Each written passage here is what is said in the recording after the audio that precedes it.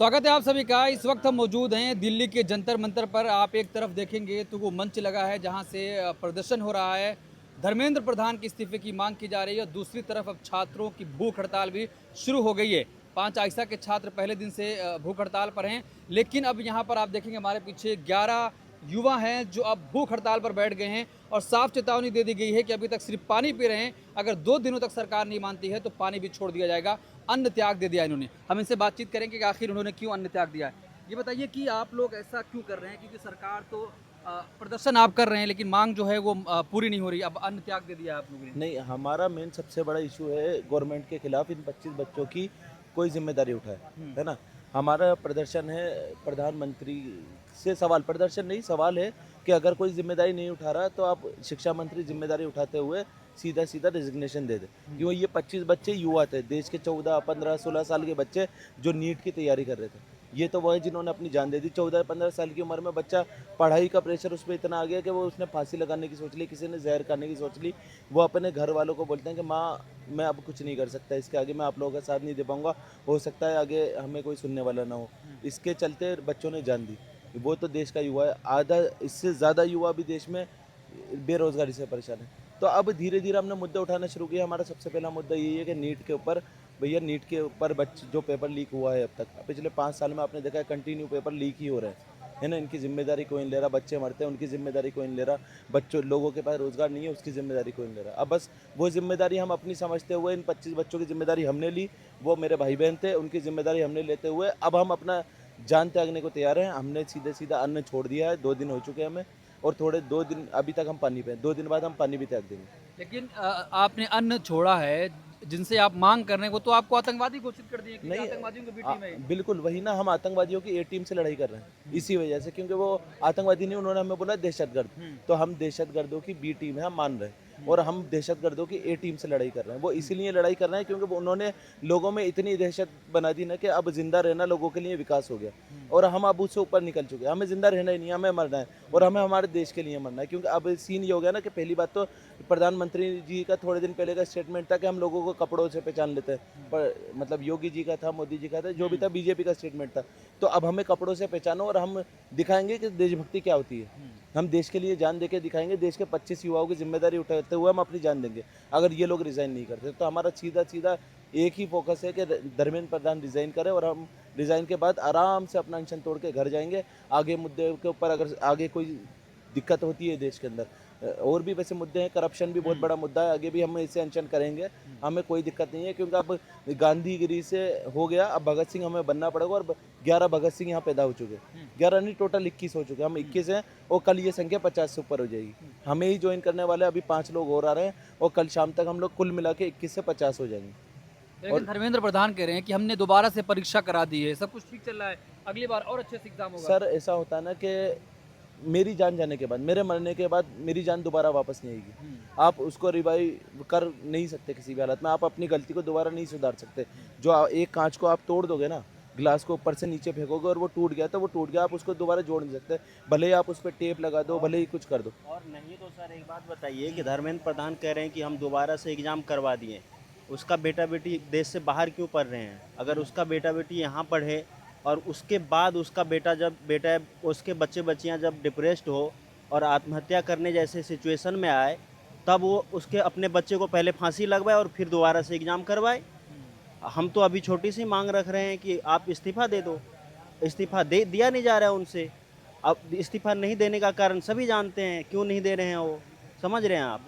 और हम यहाँ जो बैठे हैं, जो 21-22 बच्चियों ने अपना जान दे दिया, क्या उनके लिए हम इतना भी नहीं कर सकते? एक न्याय की लड़ाई भी नहीं लड़ सकते? कभी पुलिस भेजती है कि उनका आधार कार्ड लेके आओ, कभी डॉक्टर की टीम भेजती है कि आप मेडिकल चेकअप के बहाने उसका आधार कार्ड और एड्रेस लेके आओ। सर इसलिए कि हमारे घर वालों को जाके धमका सकेगा। आप समझ रहे हैं कि ये सब लेकिन चीज़ें हमारे साथ आपने किया अन्न जा रहा है। त्याग दिया है, शिक्षा मंत्री कह रहे हैं, तो आप बात किससे करने जाऊंगे, तो छात्र ही नहीं है। देखिए सर, होता क्या है कि कौन कहता है कि छात्र नहीं है? कोई इसमें एमबीए कर रहा है, मैं एमबीए कर रहा हूँ, भाई भाई भी कुछ ना कुछ कर ही रहे होंगे। बहुत सारे इसमें लोग हैं, कुछ हैं जिनके बच्चे हैं, एक भैया हैं जिनके बच्चे हैं, वो अकेला बच्चा पाल रहा है। बहुत सारे लोग हैं जो स्टूडेंट्स हैं, बहुत सारे लोग हैं उनके भाई बहन हैं। वो नहीं करेगा तो कौन करेगा? हम उन बच्चों को लाके यहाँ पे रख दें जो अभी मतलब एडल्ट हुआ है, पैर रखा है शिक्षा के उसमें, और हम उसको चाहे यहाँ पे लाके लेटा दें? आप शिक्षा मंत्री ये कहना चाह रही है, समझ रहे हैं सर? तो इनका सोच देख लीजिए आप। हाँ ठीक है, हम लोग हैं दहशतगर्द के बी टीम हैं, आप कह रहे हो तो हम होंगे ही, लेकिन आप इस बात को भी स्वीकार ये कि आप दहशतगर्द के ए टीम है, क्योंकि आप हमारे बदौलत हैं। ठीक है सर, तो ये मेन इशू ये हुआ ना कि आपने जो अभी बात बोली कि उन्होंने बोला है कि हम स्टूडेंट्स नहीं हैं, लेकिन हमारी आने वाली जो जनरेशन है ना वो स्टूडेंट होगी। मेरे घर में कल को एक बच्ची पैदा होगी या बच्चा पैदा होगा तो वो स्टूडेंट होगा। मैं इसलिए नहीं लड़ रहा कि मैं स्टूडेंट हूँ, मैं इसलिए लड़ रहा हूँ कि मेरे घर में जो बच्चे पैदा होने वाले हैं ना वो इस वाले प्रोसेस से तो ना गुजरे, उनके बड़े होने से पहले पहले ये प्रोसेस फिल्टर हो जाए और इसके अंदर कुछ एजुकेशन सिस्टम में सुधार आए और इस सुधार के चलते हम लोग यहाँ बैठे हैं। इसमें ज़रूरी थोड़ी ना है कि अगर मैं स्टूडेंट हूँ तो ही मैं यहाँ बैठूँ। अगर मैं रोज़गार पे सवाल उठाऊँ तो मैं बेरोजगार होना ज़रूरी हूँ। तो जब तक इस्तीफा नहीं होगा तब तक आप लोग भूख हड़ताल पर हैं। बिल्कुल हम भूख हड़ताल पे हैं और हम सरकार पे प्रेशर बनाने के लिए हम कुछ भी जाएंगे, हम अपनी जान देने को तैयार हैं। 11 लोगों में से कुछ लोग ऐसे हैं कि 2 दिन बाद अपने हिसाब से वो पानी भी त्याग देंगे। उसके बाद सरकार, अगर मैं मरता हूँ, मैं ऑन रिकॉर्ड बोल रहा हूँ, अगर मैं मरा तो इसकी मेरी पूरी जिम्मेदारी सरकार की होगी, धर्मेंद्र प्रधान की होगी और देश के प्रधानमंत्री की होगी। देखिए साफ तौर पर अभी तक नीट की जो एग्ज़ाम हुआ उसका पेपर लीक हुआ, इतने छात्रों ने आत्महत्या कर ली है। धर्मेंद्र प्रधान का इस्तीफा मांगा जा रहा है लेकिन वो इस्तीफा नहीं दे रहे हैं। अब जो यहाँ पर लोग भूख हड़ताल पर बैठे हैं, छात्र बैठे हैं, वो साफ तौर पर चेतावनी दे रहे हैं अगर हमारी मौत होती है तो उसके जिम्मेदार भी धर्मेंद्र प्रधान होंगे, सरकार होगी, क्योंकि सरकार सुनने के लिए तैयार नहीं। तो भाई क्या कहेंगे? हाँ, जिस तरीके से आप लोग भूख हड़ताल पर हैं, जैसे कि आपने बोला कि धर्मेंद्र प्रधान ने बोला कि हम स्टूडेंट्स नहीं हैं, ठीक है भाई, MBA कर रहे हैं, मैं बीटेक कर रहा हूँ, कॉलेज का नाम नहीं लूँगा क्योंकि मोदी जी कुछ भी कर सकते हैं, है ना। मैं MBA बीटेक कर रहा हूँ, भाई बीटेक कर रहे हैं, ठीक है। और आपने बोला कि धर्मेंद्र प्रधान जी ने बोला है कि हमने दोबारा एग्ज़ाम करवाया, है ना। दोबारा एग्ज़ाम 21 जून को हुआ, उसके बाद 25 को फिर एक बच्ची ने आत्महत्या किया, ठीक है। हमारे बीच के, हमारी बहन थी, आपकी बहन थी, सब उसने आत्महत्या किया। उसके बाद 2-3 केसेज और हुए। चलिए मान लीजिए आप 21 को एग्ज़ाम कराया, उसके बाद एक और पेपर लीक हुआ महाराष्ट्र में, ठीक है। तो आप ये बताएं कि आप एक पेपर लीक हुआ, आपके जो नहीं रहेंगी, ठीक है, आपने तुरंत उसके बाद ही इतने अनशन में बैठे हुए हैं, उसके बाद तुरंत फिर पेपर एक लीक कर दिया, तो इसका क्या मतलब है? आप या तो हमें सीरियस नहीं ले रहे हो या आप ये सोच रहे हो सच में ये कॉकरोच ही हैं, इनको दबा के हटा देंगे, है ना। जो हमारे चीफ जस्टिस क्या बयान है ना, क्योंकि प्रधानमंत्री मोदी जी तो उसके बाद तो उनके हैप्पी बर्थडे का ट्वीट कर रहे हैं, देख रहे हैं पूरा युवा 40 करोड़ युवा उनके खिलाफ है, ठीक है, पर फिर भी वो उन्हें हैप्पी बर्थडे कह रहे हैं। कोई लॉजिक है ये? कोई लॉजिक है नहीं।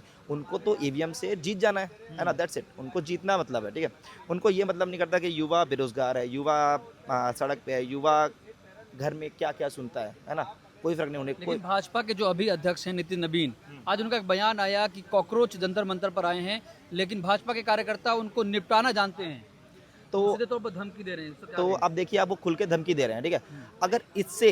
अगर इस बयान के बाद हमारे 40 करोड़ युवाओं का, मैं तो बोलता हूँ 140 करोड़ जनता का अगर दिमाग नहीं खुला, आंख नहीं खुली, वही अंधभक्त बीजेपी भक्त रहे, तो फिर कुछ साल में यही होगा कि ये लोग जैसे कि तानाशाह वाला देश बना देंगे, वो जो चाहेंगे वो करेंगे, नॉर्थ कोरिया की तरह, ठीक है। वो लोग जो भी करेगी बीजेपी, वो अगर वो चाहेगी तो ये करेगी, वो चाहेगी तो वो करेगी। तो अगर अभी आंख नहीं खोली उन्होंने, युवाओं ने, और पूरे देश ने आंख नहीं खोली, तो जिन्होंने आज खुल के बयान दिया है, जैसे कि उन्होंने आज सुबह खुल के बयान दिया है, ये बयान बहुत ही मायने रखता है कि हम हटाना जानते हैं। तो ये क्या मतलब हुआ? आप यही मतलब हुआ कि आप ये कहना चाहते हैं कि जो पुलिस प्रोटेक्शन है आप लाठीचार्ज करवाएंगे। इनडायरेक्टली उन्होंने यही कहा है, तो क्या पता है 2-4 दिन बाद ये हो, है ना।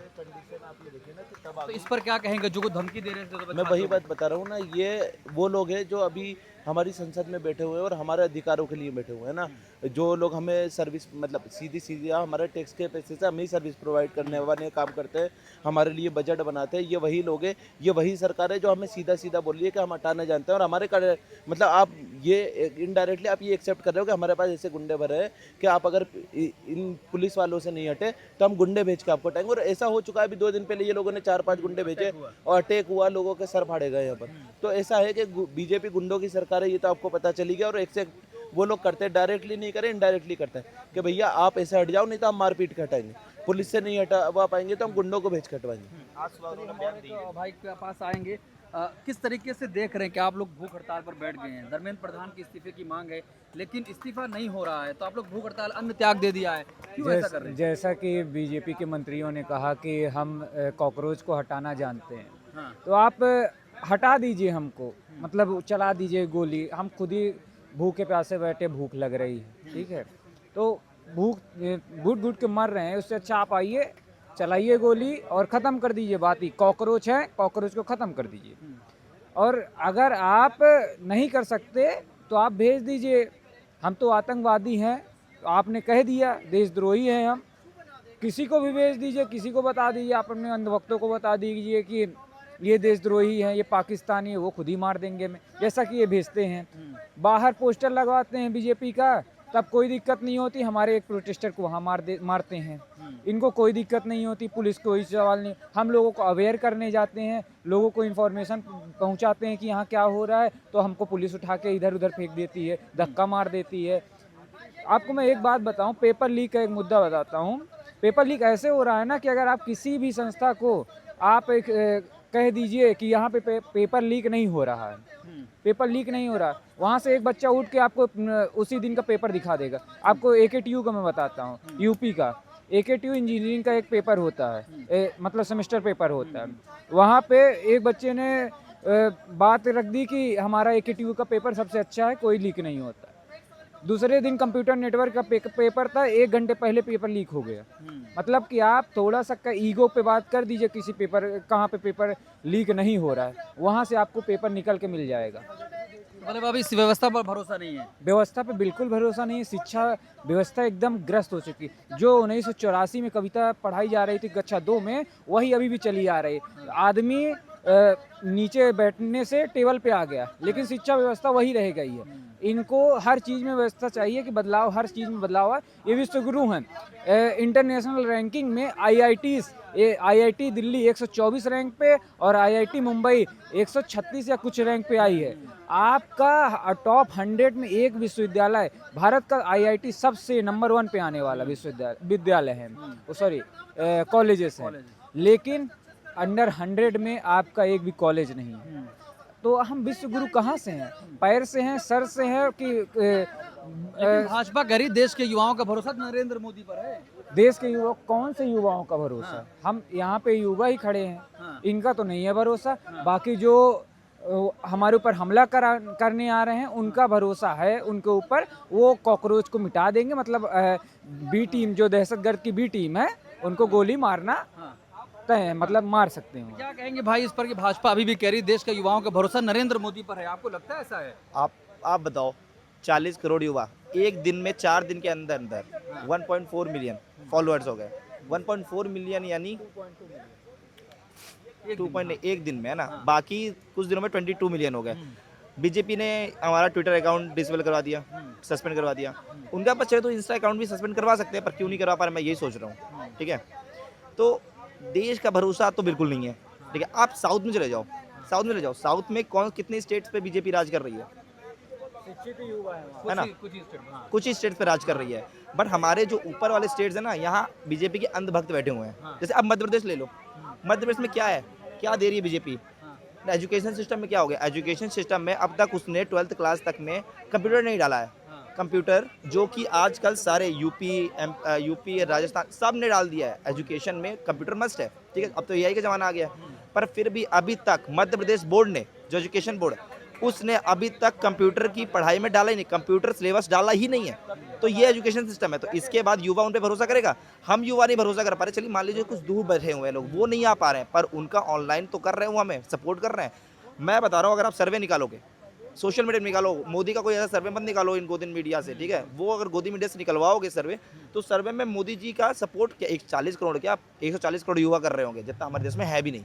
ठीक है, बाकी आप अगर निकालोगे सर्वे, तो 100 में से आई थिंक 95% युवा उनका सपोर्ट नहीं कर रहे हैं, है ना। आप कोई भी बड़े इंस्टीट्यूट में चले जाओ, IITs, NITs, MITs, किसी में चले जाओ, एम्स वगैरह किसी में, उसमें बच्चा डायरेक्ट मतलब कैसे मेहनत करके आया है उसको पता होगा। कोई 18 घंटा, 20 घंटा, 25 घंटा। ठीक है, SSC पेपर लीक करवा रहे हैं, हर पेपर लीक करवा रहे हैं। आप UPSC छोड़ो, UPSC, मुझे लगता है UPSC पेपर भी लीक हो रहे हैं, है ना। जो सबसे बड़ा एग्ज़ाम है इंडिया का, वो तक भी लीक होता है, पर वो बाहर नहीं आता, है ना, कि उसे दबा दिया जाता है। बाकी तो बहुत सारे ऐसे लीक हो रहे हैं पेपर। चलिए ठीक है, आपने देखा, हमने बातचीत करी और साफ तौर पर अब ये युवा जो लोग हैं वो यही कह रहे हैं कि हमारा अब जो भूख हड़ताल है वो जारी रहेगी जब तक धर्मेंद्र प्रधान का इस्तीफा नहीं हो जाता है। और अगर बात नहीं मानी गई, बात नहीं सुनी गई, तो अभी तक अन्न त्याग दिया है तो अब पानी भी छोड़ देंगे। और अगर जान जाती है कुछ भी होता है तो इसकी जिम्मेदार सीधे तौर पर सरकार ही होगी।